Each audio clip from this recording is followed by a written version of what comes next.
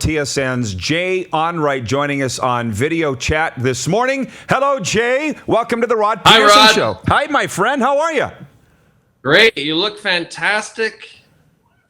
Are you stopping there? That's it. That's all I've got. Listen, how is Toronto in the aftermath of the Raptors championship? What's it like right there in the epicenter? Well, it's very obviously the whole city's been completely captivated by this team, Rod. The parade yesterday was so poorly organized. It's actually left a little bit of a damper on things. I mean, just the concept of bringing barricades to the parade. Like, Dan and I were talking about this yesterday. Surely they could have talked to the Santa Claus parade people about this. I realize it's a slightly different scale, but they might have told them, listen, if you're going to have 2 million people downtown, you might want to get a bunch of barricades. And they didn't do that. And the parade moved at a ridiculous snail's pace, 5 hours long. People were packed into Nathan Phillips Square. It was dangerous. And then, of course, you had the shooter who came, with 2 handguns, complete idiots.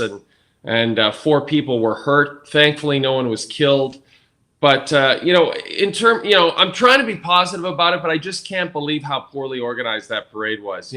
Everyone has joked, and I'm sure you guys have joked like I have for decades about how the Leafs have been planning a parade for decades, since 1967. So you would think they would have this parade planned pretty well, this city. And so the fact that they didn't was a bit disappointing. But in terms of captivating the city, it reminds me a lot of about 5 years ago or 6 years ago, 05, 06, when the Blue Jays were going on those playoff runs. And I would come to speaking engagements in Saskatchewan, and I would see so many Blue Jays hats in Regina and so many Blue Jays hats in Saskatoon. And I thought, man, this is like 92, 93, like the Jays have recaptured the attention of the entire country again. And that's what it seems to be like with the Raptors. They've actually gone coast to coast. I mean, those watch parties at Mosaic Stadium just blew our minds.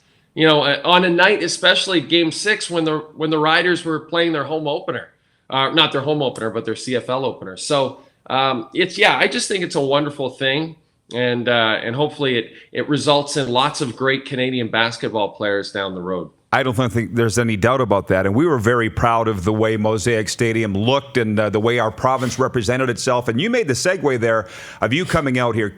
You and Dan looked excited that the Stanley Cup's coming to Saskatchewan 3 times this summer with the 3 Blues. What is it that you guys love about this place? You know how we feel about you guys, but it really seems to be reciprocated. Why is that?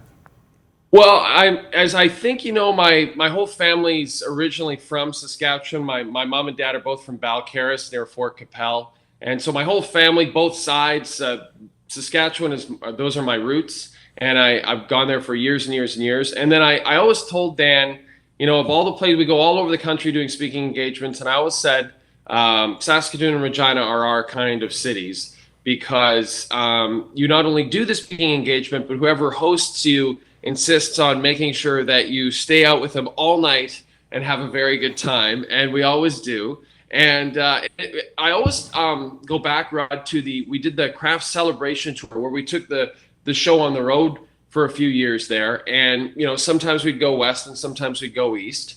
And the years that we would go east, it's cliche, but the Atlantic Canadian stops are always the best, because we'd go to towns where they would insist on not letting you leave until you had a very, very good time. I don't have to elaborate, but they insisted on that. Exactly the same with Saskatchewan. Right. Yeah, you get it. Saskatchewan is exactly the same way. And in many ways, I feel like people in Saskatchewan are so similar to Atlantic Canadians in that they don't just want you to come to their town and perform or speak or whatever. They want to make sure that you have an excellent time when you get there. And so when we did the craft celebration tour in our Saskatchewan stops, we without a doubt had an excellent time. Jay, we'll let you go. I know you only had a few moments, but your child is so quiet. Did you sedate that child? He's so chill. I'm going to try to get a shot of him for you. Okay. A little cough syrup there this morning. A little extra cough. Sorry. You know what? I can't. My wife's breastfeeding him, so forget it. Whoa, it's a family show. Say hi to Chobi for me. I think her memories of Estevan aren't as great as yours, because she was riding herd on you that night, as I recall. Yes, you have a great memory, Rod. I have to say, that's very impressive. I was actually hoping you might forget that. I'm surprised you remember. Jay, look, I'll let you go. Loving what you're doing, and thanks for finding some time for us 306 folk. Yeah, absolutely. Anytime, Rod. Love seeing you do this. This is very cool. All right. Thank you, Jay. Jay Onrait from Toronto joining us on video chat. You're watching Rod Pedersen On Demand. For more of The Rod Pedersen Show, visit rodpedersen.com or follow Rod Pedersen on social media.